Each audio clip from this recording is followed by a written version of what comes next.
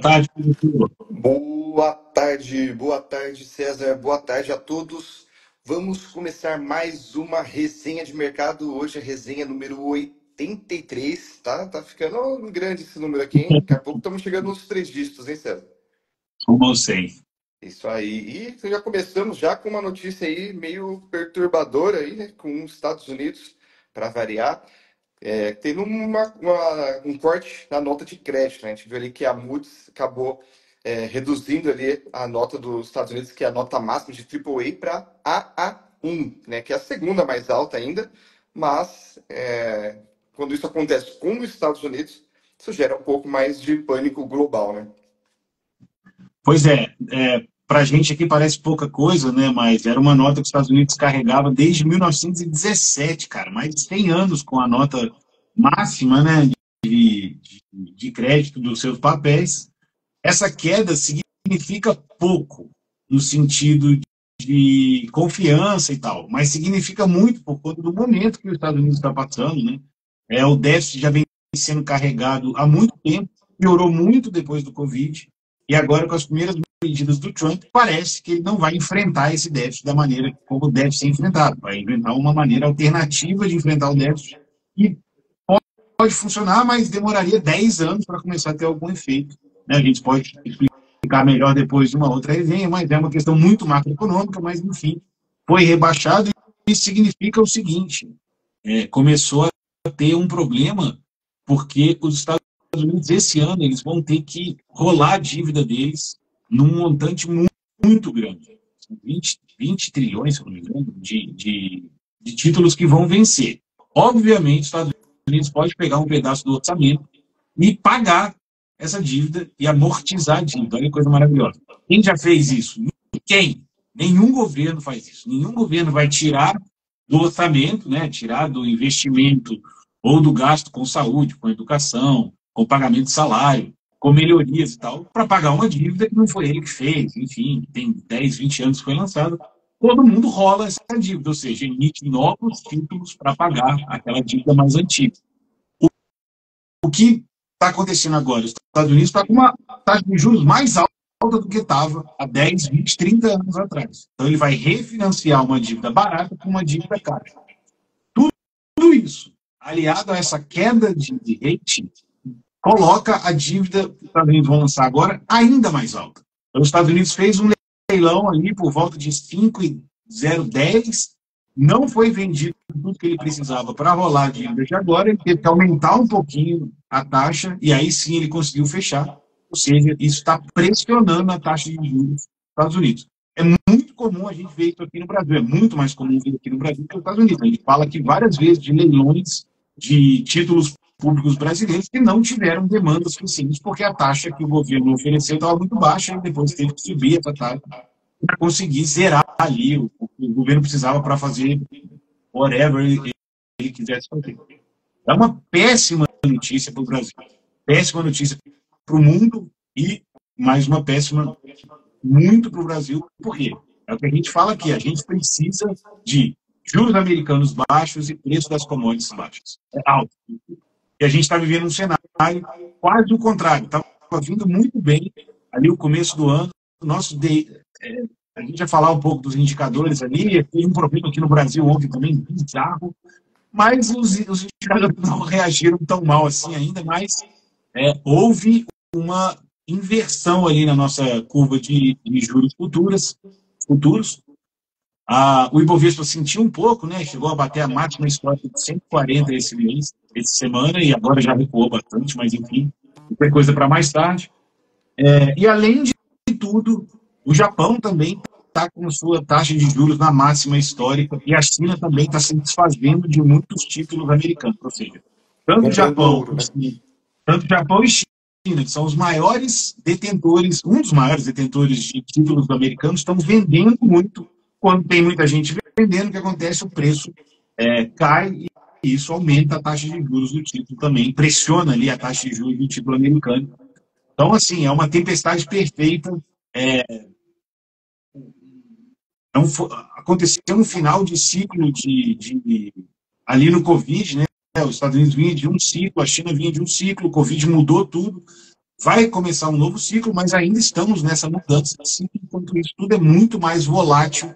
E agora, mas esse tempo passou e agora já começa a refletir em variáveis reais, né? A gente vê o problema do PIB nos Estados Unidos, o problema de inflação e tal, mas esse rebaixamento quer dizer isso, né? Chegou num momento muito mais crítico em relação ao que a gente vinha vivendo antes, né? Era aquela expectativa de ele vai conseguir, vai conseguir, vai conseguir. Isso piora um pouco. Os Estados Unidos não é uma catástrofe, mas piora bastante. A gente fala bastante de risco aqui. Risco você tem que pagar mais. Quanto maior o seu risco, mais você vai ter que pagar para o mercado. Com certeza. E lá na China a gente viu que saíram alguns dados econômicos, sinais mistos, e sendo que muito do que era esperado ali sobre o efeito que esse tarifaço ali dos Estados Unidos, né, que geraria um impacto global muito forte, acabou sendo mais tranquilo do que era esperado ali no final de abril, né? Pois se esperava um impacto muito grande na China, dado a questão dos navios parados, falta de exportação, tarifas muito altas e tal. Teve um certo efeito, mas também acho que é difícil parar a fábrica, assim, né? Você não para ela tão rápido. Então, os investimentos em ativos cresceram 4% até abril na China, um pouquinho abaixo só do esperado, que foi 4,2%, e o setor imobiliário seguiu como principal freio à atividade, com a retração de 10% nesse período aí, do primeiro trimestre primeiro quadrimestre na China, em relação a esses indicadores. A taxa de desemprego recuou um pouquinho, de 5,2 para 5,1, e apesar dessa trégua tarifária que a gente falou na semana passada, o ambiente ainda segue incerto, né? A China também, falamos aqui bastante semana passada, incentivos, redução de taxas de juros, mais gastos fiscais, mais incentivos monetários, ainda mais agora, depois desse período. Por 90 dias a gente ainda vai ter um mar de tranquilidade aí, porque o Trump se acertou lá com o Xi Jinping, 90 dias de tarifas mais baixas, mas mais altas do que tinham antes. Isso já influencia um pouco, mas os investimentos continuam sendo feitos, porque a China depende muito de exportação esse ano. O que vai determinar o PIB da China esse ano vai ser exportação. A demanda interna e a produção interna estão um pouco debilitadas por conta de tudo isso que a gente vem falando. Com certeza. Aí, quando a gente fala da Europa, a gente viu que o PMI, que é aquele índice de gerente de compra, né, para saber uma prévia do que se espera da economia, né, então a gente consegue quase que dizer que isso é uma antecipação do PIB, ele acabou caindo, né, e caiu de 50,4 para 49,5.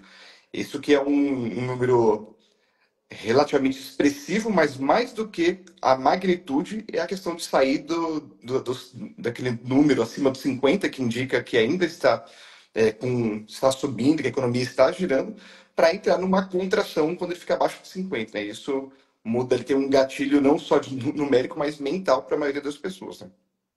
É bem significativo. E o setor de serviços contraiu inesperadamente pela primeira vez desde novembro de 24, enquanto o PMI da indústria contraiu no ritmo mais lento do que o esperado. Os sinais da queda da atividade são desfavoráveis para o euro e reforçam que o Banco Central continuará a cortar a taxa de juros à frente, apesar de ter divergido um pouco do esperado, o movimento macro geral é o esperado para a Europa. Menos produção, menos serviços e mais corte de taxa de juros, porque a inflação está aparentemente sob controle.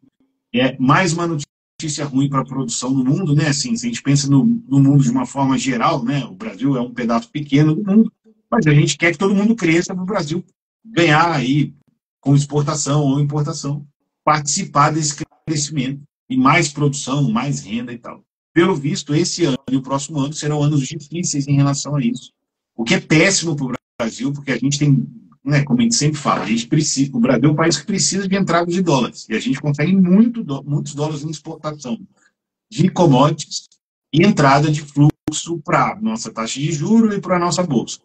Para a nossa bolsa, a gente vai ver que também tivemos uma reação pequena, mas ainda está ok, mas em relação às exportações também, estamos bem, não dá para reclamar, mas isso aqui é um sinal grande que a gente pode ter problema lá na frente. O preço das commodities já está bem pressionado, né, principalmente das duas principais, minério e petróleo. Isso já prejudica a gente bastante. A gente teve, eu ia colocar aqui na pauta, mas não coloquei, mas a gente teve um problema também com o frango brasileiro, né? Teve uma doença, foi Gripe aviária. identificada aqui, ó, gripe aviária aqui no Brasil, então todos os países asiáticos suspenderam as compras de frango do Brasil por um período, acho que 90 dias, ou até a regularização. Então a gente está ali na corda bamba em relação à essa entrada de dólares de commodities. Com certeza. E falando agora também sobre a Argentina, a gente viu ali que o partido do presidente da Argentina, o Javier Milei, o partido que é o La Libertad Avanza, ele venceu as eleições agora legislativas, nesse domingo, que era uma posição onde geralmente a centro-direita tinha um predomínio ali, e até mesmo os peronistas ali ficaram na frente, né? Isso está indicando que está tendo uma aprovação ali do governo do Milei, né? Buenos Aires tem 30% da população da Argentina, né? Um país bem concentrado, com a população ali na capital e na grande Buenos Aires ali, tem bastante gente. Era o partido do Macri, né, que vinha ganhando bastante nessa região, que é uma direita também ali, mas mais para o centro do que, teoricamente, o Milei em relação à economia, pelo menos. E eles ganharam, né? Assim, foi uma vitória significativa para o Milei. Mostra para ele. A gente já vem acompanhando as pesquisas de opinião, né, de aprovação do governo, tão boas para ele, não são excelentes, mas são boas. Mas não adianta nada você ter aprovação alta e ninguém votar em você, ninguém confiar na hora de votar. E isso aqui é muito mais importante do que qualquer pesquisa de aprovação, né? Você ter mais pessoas no legislativo que apoiam suas propostas. Enfim, ele teve muito problema no começo do governo, porque ainda tinha muito peronista no Congresso Nacional dele, e muita gente que estava no meio do caminho, que nem apoiava ele, nem sei o quê, do próprio partido ele tinha muito pouca gente. Então agora isso é uma boa notícia para ele, mostra mais ou menos que o pessoal está apoiando o que ele está fazendo, pode não ser 100%, mas está bem melhor do que estava antes, isso aqui não tem nem discussão mais. Né? Em segundo lugar, foi a atividade econômica, também que veio como uma boa notícia. Ela cresceu 5,6% na comparação com o mesmo período do ano passado, agora no começo do ano, mas abaixo do 6,5% esperado, mas cresceu 5,5%. Isso é só atividade econômica. Tá? O PIB, em relação ao fevereiro, o PIB recuou 1,8%, contra um crescimento de 0,5% que tinha vindo anteriormente. Ele cresceu, mas cresceu menos do que em fevereiro. Esses são os dados de março aí para a produção econômica. E, por último, o Milei liberou os argentinos de usar dólares sem declarar origem prévia. O que isso significa? Significa que o pessoal, quando estava sofrendo com a desvalorização do peso, quando não tinha mais onde investir, porque você trabalhou e sobrou peso, você tem sua poupança, sua aposentadoria, não sei. Você quer investir essa poupança, se você colocasse em títulos do governo, você ia perder. Se você colocasse na Bolsa Argentina, só estava caindo. Você não tinha que fazer aquilo. Para você não perder o valor, e a inflação, 200% no ano. Para você não perder o valor do seu dinheiro, o que os argentinos faziam? Iam no mercado de câmbio paralelo, porque o oficial não estava vendendo dólar também, comprava dólar para manter o valor. No mínimo, você mantinha o valor do dólar, mesmo com a desvalorização, mesmo com tudo. E dólar físico, né, em casa, no cofre e tal. Isso, obviamente, teoricamente, você não pode fazer, comprar dólar no paralelo, mas foi a forma que as pessoas encontraram de não perder o valor da própria moeda, não perder o valor do trabalho ali, simplesmente porque o país está uma zona. O Milei, entendendo essa situação, liberou as pessoas de usarem esse dólar, ou trocar por pesos, ou usarem ele mesmo ali no dia a dia, para poder. O que ele quer? Né? Ele quer mais dólares. Então, se as pessoas trocarem, isso vai para a reserva dos Estados Unidos e as pessoas vão gastar mais peso. Enfim, é uma medida que ele achou ali para ter mais circulação de poupança, né? Dinheiro entesourado na economia sem ter penalização. Né? Ele já tinha feito uma coisa com o dólar, quem tinha dinheiro fora poderia trazer com uma taxinha pequena, enfim, o Brasil fez algo parecido também. E agora ele está fazendo essa daí, de poder declarar sem origem prévia. Vamos ver se vai dar resultado, se tem algum impacto ali nas reservas argentinas ou até no consumo e investimento naquele país. Mas, a princípio, uma boa notícia, assim, justa, né, para quem passou por quase 10 anos de perrengue, né? Imagina a gente lá como investidor, um argentino chega para a gente com um bolo de peso, fala, onde que eu invisto isso, pelo amor de Deus, não sei o que fazer e tal. E a gente ia passar sufoco lá nessa época porque não tinha nada rendendo bem. Verdade. E se ali a gente está vendo alguns sinais positivos na Argentina, do nosso lado aqui a gente está vendo alguns sinais meio minimamente estranhos ali, né? A gente que já vem com uma crítica muito forte falando do governo atual, que gasta muito, apesar de que está conseguindo arrecadar bastante também, tá vendo que não está conseguindo, não está dando conta, né? Tem que aumentar a arrecadação, mas tem que diminuir os gastos. E a gente está vendo que os gastos também estão subindo. Então, para isso, como que a gente faz? Aumenta ainda mais a arrecadação. E o ministro Tachat, o ministro Haddad, está querendo já, tá querendo não, né? Já lançou ali, já o Ministério da Fazenda já anunciou um aumento ali de IOF, né? É o Imposto sobre as Operações de Crédito. Crédito e câmbio também, né? O pessoal que está acostumado a trabalhar com câmbio vê que tem esse imposto ali, né? Então o IOF está aumentando, mas era esperado ali de 20 bilhões um aumento, né? Para ir até de 40 bilhões em 2026. Mas o governo já voltou atrás, já anunciou ali que algumas coisas, como sempre, né, aqui no Brasil funciona assim, né, anuncia o cenário ideal, depois vai começa a fazer aqueles remendos. E aí é por isso que acaba não conseguindo ter nenhuma ação muito concreta e nada muito efetivo. E já teve já esse anúncio, e agora estamos aguardando, porque não se sabe mais também qual que é o valor da arrecadação para esse período, né? Mas vimos que foi bem turbulento, né? A gente estava com uma reação aí nos investimentos, a bolsa subindo bastante nos últimos dias, e ontem já voltou a cair com base nesses dados, né? Pois é, foi uma lambança mesmo que o governo fez ontem. O Haddad chegou para anunciar um bloqueio e contingenciamento de gastos de mais ou menos 40 bilhões, aí somado bloqueio e contingenciamento. E no meio da declaração ele falou que ia ter aumento de IOF para remessa para o exterior de pessoa física, para remessa para o exterior de fundo de investimento, aumento de IOF para crédito de pessoa jurídica, né, de PJ, e aumento e além de tudo, tem mais uma coisa que eu vou citar depois, que ela não foi revogada e é importante para a gente aqui. Deu tanta repercussão isso, principalmente a parte da remessa para o exterior, da pessoa física para a conta dela mesma, e também remessa de fundo de investimento, porque foi entendido como o início de um controle de capitais. Esse foi todo o problema. Como se o governo quisesse controlar a saída de capitais, porque o que acontece? Quando a gente tem problema aqui no Brasil, falta de confiança na moeda, falta de confiança no governo, muita gente começa a dolarizar o investimento e mandar lá para fora. Para, teoricamente, diminuir isso, o governo ia meter um IOF de 3,5%, inclusive, para as remessas, inclusive para os fundos. Por quê?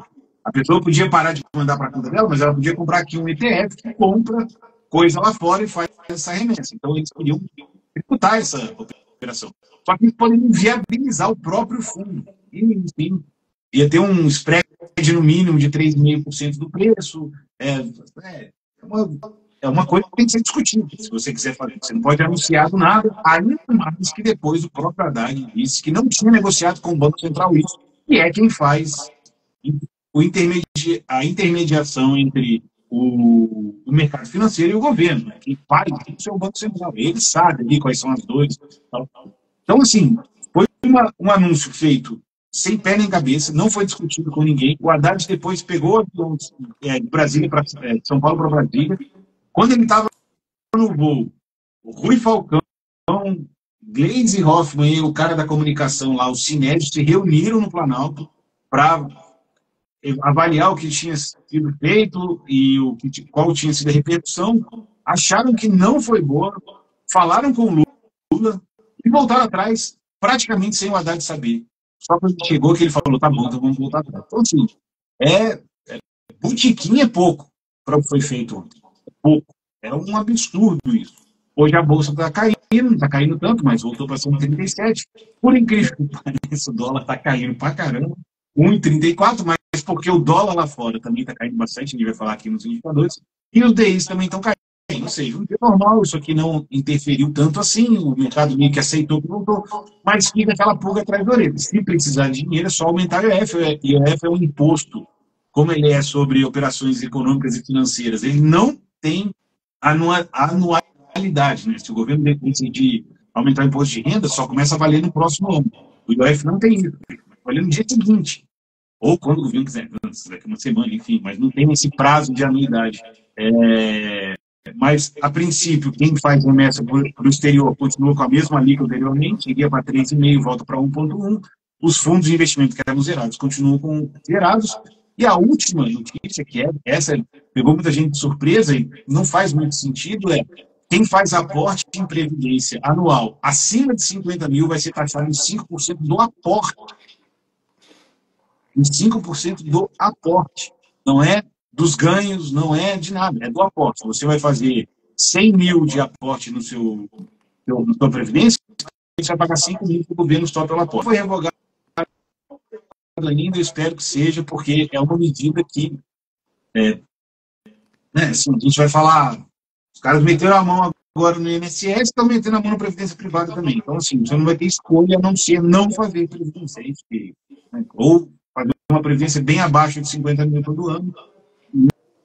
A gente pode fazer mais, mas vai acabar direcionando para outro lugar, tipo, muito provavelmente para o exterior, que é onde o governo não quer que o dinheiro vá, mas vai acabar no exterior. Ou seja, a lambança foi completa. É 100% de erros, eu acho, e pelo menos vão contingenciar 30 bi, que eu nem sei se vai fazer tanta diferença. Acho que semana que vem, ou mês que vem, vou ter que anunciar mais cortes, porque isso é insuficiente, né? Como o professor falou, o gasto só aumenta, mas o risco Brasil, o sentimento psicológico de risco do Brasil aumentou demais de ontem para hoje. Já estava. Verdade. E olhando para os dados financeiros aqui, para os indicadores, a gente viu aqui que o saldo, né, ainda é positivo aqui na Bolsa, né? Então está acumulado ali quase que 10 bilhões. Então isso para a gente que é positivo. E sempre no ano de 2025, isso só no mês de maio, né? Então, assim, no mês de maio, que pegando até o dia 21, são quase 10 bilhões, e no ano a gente está positivo ali em 20 bilhões. Então, ainda está positivo, a gente vê que a Bolsa teve um ganho muito expressivo, né? Como eu estava falando ali, que essa semana agora deu uma piorada por conta de ontem, mas na quarta-feira a gente bateu o recorde, né? Então a gente chegou ali nos 140 mil pontos, não tão aguardados 140 mil pontos, recuou aqui agora um pouquinho, mas ainda está ali na casa dos 137, não é ruim, mas devolveu ali a grande surpresa que a gente teve na quarta-feira. Enquanto que a gente vê que lá nos Estados Unidos, um ponto importante, né? O Ibovespa, ele ainda, apesar disso, ele ainda segue numa alta muito expressiva do ano. Então, a gente está com mais de 13%, ou seja, quase que a Selic ali do ano, a gente está já batendo no Ibovespa só no início desse ano.